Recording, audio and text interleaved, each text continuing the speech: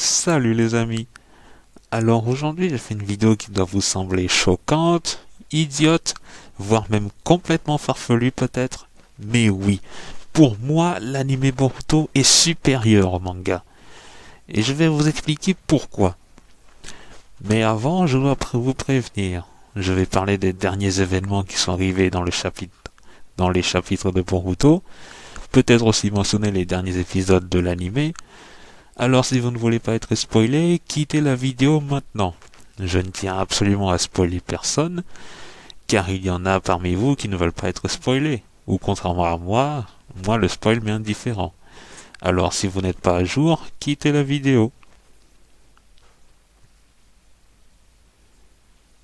Bon, si vous êtes encore là, c'est que vous êtes à jour, ou que comme moi, le spoil vous est indifférent. Alors pour vous faire comprendre que le manga Boruto est inférieur à l'anime, je vais parler de son problème principal. Le manga est pauvre en personnages. Pauvre.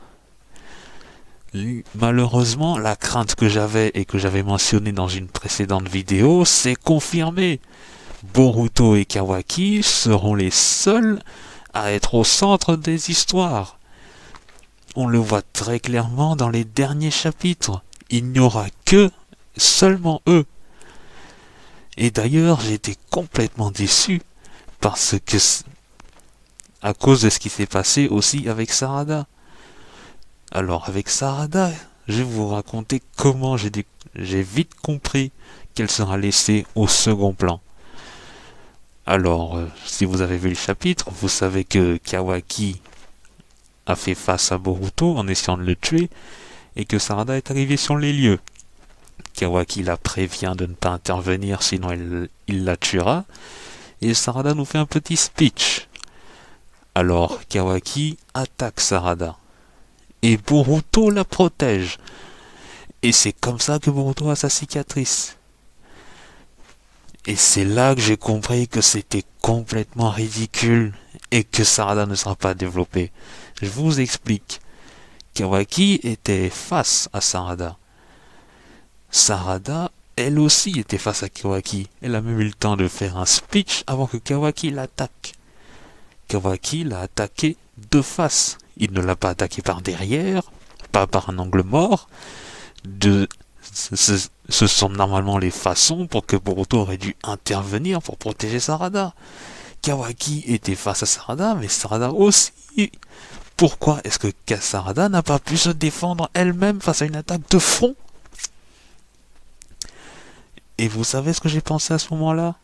Je vais vous le dire. Je me suis dit, félicitations à tous ceux qui font le manga Boruto. Vous avez rendu Sarada aussi inutile que sa mère au même âge. Et là, vous comprenez tout de suite que Sarada, Mitsuki ne sont plus que des personnages secondaires. Alors que le manga n'avait que... Le manga au niveau personnage n'avait que l'équipe 7 avec Kawaki et l'équipe 10. Un peu moins l'équipe 10. Mais maintenant c'est pire. Seuls Boruto et Kawaki sont les personnages principaux. Sarada et Mitsuki sont devenus des personnages secondaires. Et l'équipe 10 ainsi que Konohamaru deviennent des personnages tertiaires. Le manga Boruto est sur le même mauvais chemin que Naruto Shippuden. Ce que beaucoup ont reproché à Naruto Shippuden et qui est assez juste, c'est qu'il n'utilise plus les personnages qui ont été présentés dans Naruto. Il ne mettait plus qu'en avant Naruto et Sasuke. On ne parlait plus surtout que de Sasuke d'ailleurs. Et Boruto, le manga fait exactement la même chose. Il ne se concentre que sur Boruto et Kawaki. Les autres sont inutiles. Ils n'aident pas. Nous l'avons clairement vu avec Sarada. Et ça risque de continuer. Et pourquoi est-ce qu'un manga qui suit le même mauvais chemin que Naruto Shippuden serait supérieur à son animé? Car dans l'anime, justement, ces personnages sont développés. J'ai déjà fait une vidéo sur les fameux hors-série, comme vous dites, et j'ai dit que les hors-série manquaient de potentiel. Mais j'ai aussi dit qu'il y en avait de bons. Ce qui veut dire que les hors-série de Boruto ne sont pas mauvais. Ils ne sont pas tous mauvais. Il y en a qui sont moins bons que d'autres, évidemment, c'est normal, mais ils ne sont pas tous mauvais ou à jeter à la poubelle. D'ailleurs, encore moins depuis que l'arc Ishiki est fini. Boruto, les épisodes de l'anime développent les personnages. Ils nous en parlent, ils les font grandir, nous font montrer leurs différentes capacités, les capacités qu'ils apprennent au fil du temps. Ils font exactement du bon travail, ce développement de personnages qu'on attendrait normalement du manga. Mais ce que ce manga ne fait pas. L'anime Boruto développe absolument tous les personnages de la génération Boruto. Car dans le manga, t'as l'impression qu'il n'y en a que 6 de la génération Boruto. Ou devrais-je dire 5, car j'ai compté Boruto dans le lot. Mais là, nous voyons les différentes équipes dans l'anime. Nous avons même une équipe qui est avec Sai. Sai qui s'occupe de la racine. Cette équipe avec ce garçon qu'on prenait pour le fils de Kakashi est avec Sai. Non mais, où est-ce que vous vous rendez compte? C'est une équipe de genin qu'ils auraient pu mettre en avant dans les recherches sur Kara, car c'est leur travail. Des recherches d'investigation. Ils auraient très bien pu utiliser ça. Les différentes équipes ont chacun leurs histoires et techniques. Je veux dire, qui ne peut pas aimer le deuxième examen de Chunin?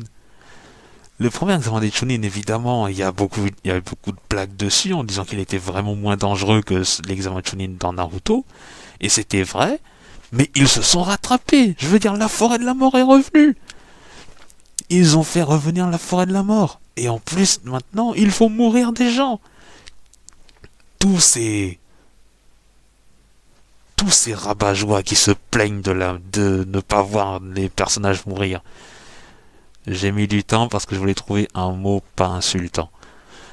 Tous ces rabat-joie qui se plaignent de la mort, de ne pas voir des personnages mourir dans Boruto, de se dire que Naruto devait mourir devait mourir pour le scénario. Mais là, dans l'anime Boruto, vous en avez des morts. Dans l'arc avec le clan des pirates, les Funato, très bon arc, il y a Kagura qui meurt. Je veux dire, il a été introduit dans un arc précédent et là on le voit mourir. Mais personne ne s'y attendait. Et c'était bon. Les arcs après l'arc Ishiki, ces arcs filler comme vous dites, sont très bons. Il n'y en a aucun qui est acheté. Je veux dire, l'anime a même donné la génération Himawari. Je veux dire, qui aurait pu penser qu'on aurait la génération Himawari? On a eu Himawari avec ces épisodes où elle fait la journée porte ouverte à l'académie. Et là, nous avons cette génération Himawari. Et cette génération aussi est intéressante. Elle n'est pas achetée du tout. Ce sont des jeunes enfants qui apprennent les bases pour devenir ninja, comme la génération Konohamaru dans Naruto.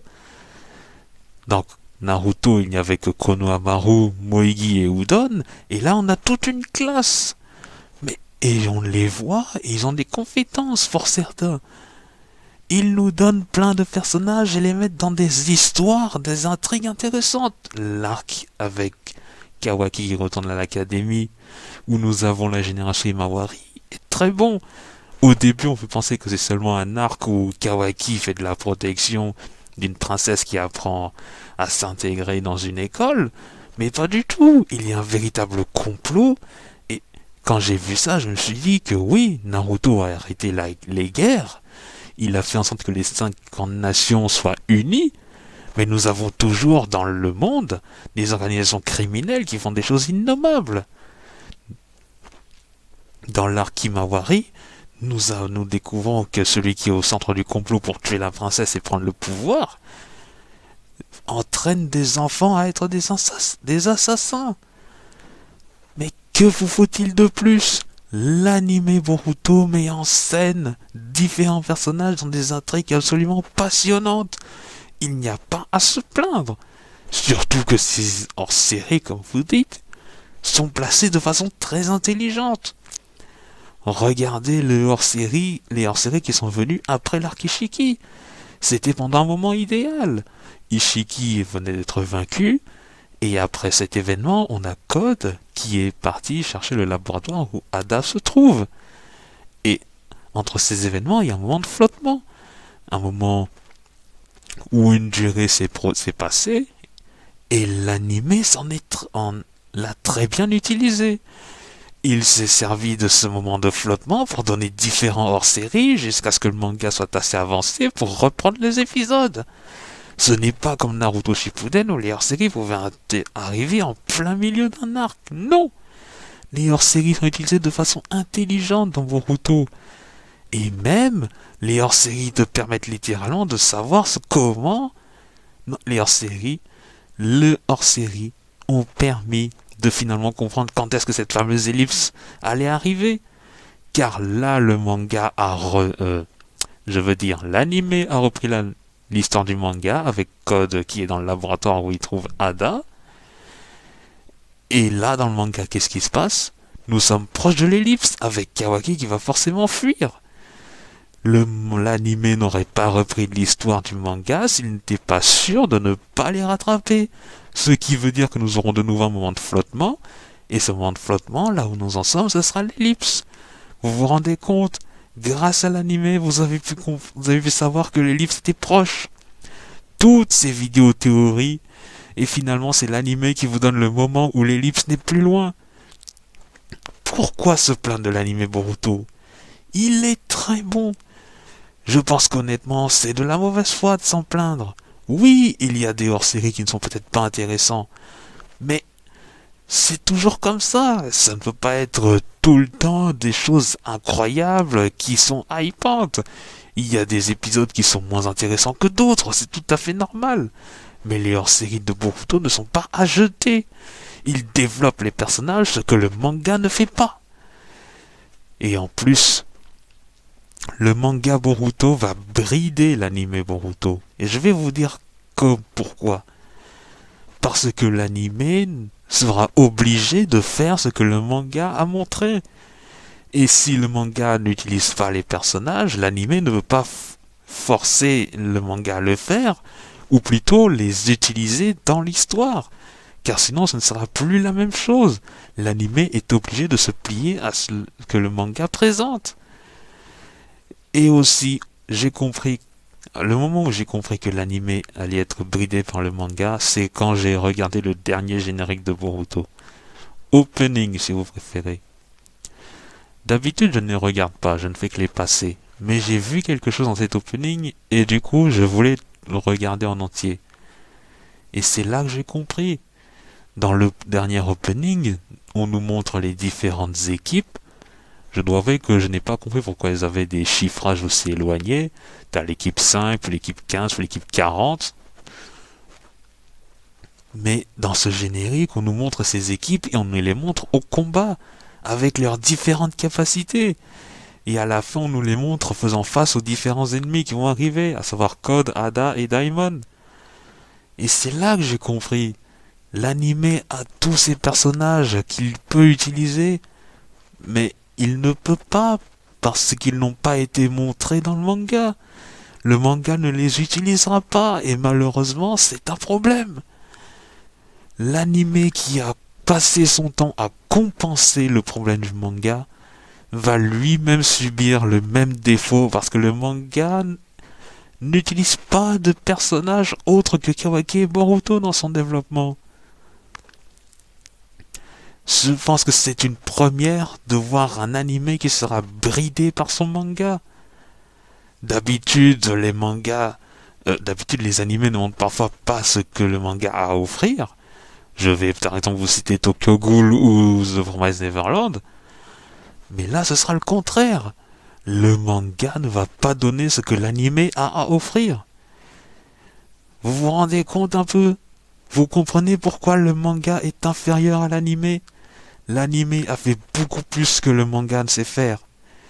Et, bon, je veux peut-être revenir sur les qualités des hors-séries, mais le hors-série où nous avons Boruto qui est dans une situation à la au film Saw, quand j'ai vu le dernier interne de Kara, le numéro 8, Oga, mais j'ai trouvé ça absolument bien fait. Il a été introduit de façon à ce qu'il puisse être compris dans l'histoire originale sans rien chambouler à l'histoire du manga. C'est un interne qui a été mis à l'écart de façon intelligente. Il est raconté qu'il devait travailler sur Jigen, comprendre qui est Jigen. Et c'est à cause de ça qu'il a été mis à l'écart. Et pourquoi est-ce qu'il voulait comprendre Jigen? Parce que Amado lui en avait donné les directives. C'est en plus en accord avec Amado qui voulait savoir qui était Jigen pour s'en débarrasser. Cet arc avec Oga met en place un interne de Kara de façon très intelligente. L'anime Boruto est excellent. Il ne faut pas dire qu'il est mauvais. Soit vous l'avez regardé avec les yeux fermés, soit vous l'avez regardé avec de la mauvaise foi. L'anime Boruto nous propose des choses excellentes. Nous n'avons pas à nous en plaindre. L'anime Boruto nous donne une vision d'ensemble du monde de Boruto. Alors pourquoi se plaindre? Pourquoi s'en plaindre? L'anime est très bon. Il fait ce que le manga ne fera sûrement pas.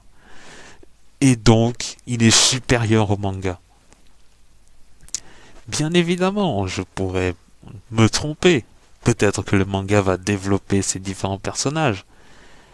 Mais honnêtement, je n'y crois pas. Il en a eu l'occasion, il ne l'a pas fait. Et je vais vous parler d'une occasion où il aurait pu. C'est justement avec Sarada. Sarada aurait pu avoir son Mangekyou Sharingan. Ça aurait été très utile pour son développement. Car l'obtention de son Mangekyou Sharingan est un problème. Comment est-ce qu'elle pourrait être dans une situation de désespoir? Et je pense que c'est un problème que beaucoup d'entre nous, fans, avons cogité. Comment est-ce que Sarada pourrait avoir son Mangekyou? Et il y a eu un événement où ça aurait pu arriver. La mort de Boruto. Quand il a été tué par Kawaki, Sarada aurait pu apprendre sa mort et éveiller son Mangekyou. Et Sarada aurait pu l'éveiller et ça n'aurait posé aucun problème, car ce n'est pas la seule à avoir eu son Mangekyou jeune. Itachi l'a eu très jeune, il avait 13 ans, peut-être moins. Et Obito aussi l'a eu jeune, comme Kakashi par expansion. Shisui aussi peut-être l'a eu jeune. Bon, j'avoue que là, je ne sais pas trop. Mais oui, ça aurait été tout à fait logique que Sarada obtienne son Mangekyou de cette façon. Ça aurait été idéal, comme ça ils ne sont plus embêtés par comment est-ce que Sarada aura son Mangekyou et peuvent la développer correctement. Mais ça ne s'est pas fait. Et je pense que ça c'était déjà un signal d'alarme pour nous montrer que Sarada ne serait pas développé. Le manga bride l'anime. L'anime Boruto nous a montré des choses absolument géniales. Mais malheureusement, ces choses géniales n'apparaîtront pas dans le manga. Et si elles n'apparaissent pas dans le manga, je suis sûr à 99% que l'anime ne fera pas de liberté. Il ne essaiera pas de modifier un peu les histoires du manga pour pouvoir introduire différents personnages. Je pense que... Enfin, ce sera comme ça. Ils ne pourront pas... L'anime ne pourra pas faire autrement que de montrer ce que le manga nous donne. Si le manga nous donne peu de choses, l'anime sera obligé de nous donner peu de choses. Et malheureusement, l'anime nous a habitués à beaucoup plus. Donc j'espère que vous avez compris. Pourquoi est-ce que l'anime Boruto sera bridé par le manga? Pourquoi l'anime Boruto est bien supérieur au manga? Il ne faut pas cracher sur l'anime Boruto. J'ai déjà fait des vidéos précédentes sur les hors-séries. J'ai bien dit qu'ils avaient du potentiel. Mais j'ai aussi dit qu'il y en avait de bons. Et en plus, c'était avant les hors-séries, après l'Arkishiki. Où ces hors-séries-là, ils sont très bons. Et j'ai aussi parlé de cette nouvelle génération. La génération Boruto, je les ai évalués dans une vidéo. Mais j'ai aussi dit à la fin que je disais que la génération était assurée. Il y a des bons ninjas et des moins bons, mais c'est normal. C'était aussi comme ça dans la génération Naruto. Hashtag Sakura et Ino. Mais voilà, la génération est assurée, pourquoi est-ce que le manga ne l'utilise pas? Alors qu'il s'appelle littéralement Naruto Next Generation. Bon, qui sait, peut-être qu'ils me diront, ils jouent sur les mots en disant la génération suivante de Naruto, et la génération suivante de Naruto, c'est Boruto et Imawari. Mais sinon, nous avons tous compris que normalement, ce Naruto Next Generation signifie la nouvelle génération de ninja. Elle est là, mais le manga ne l'utilise pas. Eh bien, ma vidéo est terminée. J'espère qu'elle vous aura plu et qu'elle vous aura ouvert les yeux pour ceux qui disent que l'anime Boruto est mauvais ou nuit à la franchise, ce qui est tout à fait idiot et faux. Maintenant, je vais passer le temps un petit moment pour narguer tous ceux qui disaient que Naruto devait mourir. Oh, Naruto devait mourir pour le scénario. Oh, Naruto doit mourir pour le développement de Boruto. Oui, Naruto doit mourir, c'est important, Naruto doit mourir. Est-ce qu'il est mort? Est-ce que Naruto est mort? Excusez-moi, est-ce qu'il est mort? Non, il n'est pas mort. Et oui! Honnêtement, j'étais persuadé que Kawaki ne pourrait pas tuer Naruto. Il voit Naruto comme son sauveur, la personne la plus importante à son cœur. Pourquoi est-ce qu'il le tuerait? Ça n'aurait eu aucun sens. Et il ne l'a pas tué, il l'a simplement scellé. Et oui, Naruto n'est pas mort, Naruto n'est pas mort. Il ne faut pas forcément tuer un personnage pour développer le scénario. Un bon mangaka sait très bien développer son scénario sans qu'il y ait une mort à la clé pour ça. Et oui, Naruto n'est pas mort, les gens. Oui, tous ceux qui disaient Naruto doit mourir, Naruto doit mourir. Ah bah il est pas mort, il est pas mort. Non, il est pas mort, il est pas mort, il n'est pas mort, il est vivant, il est scellé. Naruto est vivant, dommage pour vous. Et oui, Naruto est vivant, Naruto n'est pas mort, il n'est pas mort, nanana. Bon, maintenant ça parle de la mort de Sasuke, mais bon, j'ai fait un post là-dessus. Je m'en bats les couilles. Est-ce que Sasuke meurt, j'en ai rien à cirer. Comme ça Sarada aura son Mangekyu. De toute façon, j'ai déjà fait un post là-dessus. Il n'y a que 3 personnages que je ne veux pas voir mourir dans Boruto. Mais voilà. Et oui, Naruto est vivant, il est vivant. Par contre, je pense qu'il ne sera pas libéré avant l'ellipse. Avant la fin de l'ellipse. Ça fera un sacré bout de temps sans parents. Dommage pour Imawari. Mais qui sait, ça pourra la développer aussi. Tiens, vous voyez, Naruto n'est même pas mort, mais on pourra développer Imawari en plus grâce à ça. Et oui, Naruto n'est pas mort, Naruto n'est pas mort, il n'est pas mort. Naruto ne mourra même pas avant que Boruto Shippuden ne commence. Oui, Naruto n'est pas mort, Naruto n'est pas mort. Vous avez bien entendu, hein? Tous les Naruto killers. Oui, Naruto doit mourir pour le développement du scénario. Bien sûr, comme si un mangaka avait besoin de ça pour développer son scénario. Pff. Ouais, Naruto n'est pas mort, il est vivant. Naruto n'est pas mort, Naruto n'est pas mort, Naruto n'est pas mort, Naruto est vivant. Franchement, Kurama, lui, le pauvre qui est mort. Vous l'avez oublié, lui? Et vous vouliez encore que Naruto meure? Oui, oh, Naruto aurait dû mourir avec le mot de Baryon. Kurama, ça vous a pas suffi? Vous vouliez peut-être qu'il se réincarne? Eh ben non, Kishimoto a fait pire que tuer Naruto, il a tué Kurama. Notre pauvre ami Kurama ne reviendra plus jamais. Et ça vous suffisait pas, hein? Vous étiez tous à dire, oh mais non, Naruto devait mourir, mais Mario, Naruto devait mourir, non, Naruto devait mourir. Mais non, Naruto est vivant. Et la mort de Kurama est bien plus tragique que la mort de Naruto, hein? Puisque maintenant Naruto n'est plus aussi puissant et ne peut plus être en première ligne. Et oui, Naruto n'est plus... Ouais bon, Naruto ne sera plus en première ligne, même si techniquement ça ne l'empêchera pas parce que c'est Naruto. Mais là il est scellé. Oui, il est scellé, le pauvre avec sa femme Hinata. Mais Naruto est vivant, Naruto est vivant, Naruto est vivant. Il n'est pas mort, il n'est pas mort, il n'avait pas besoin de mourir.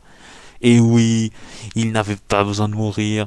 Naruto n'avait pas besoin de mourir pour que le scénario se développe. La preuve. Naruto n'est pas mort. Nananère. Naruto n'est pas mort. Waouh, j'ai passé vraiment beaucoup de temps là-dessus. Bon allez, salut.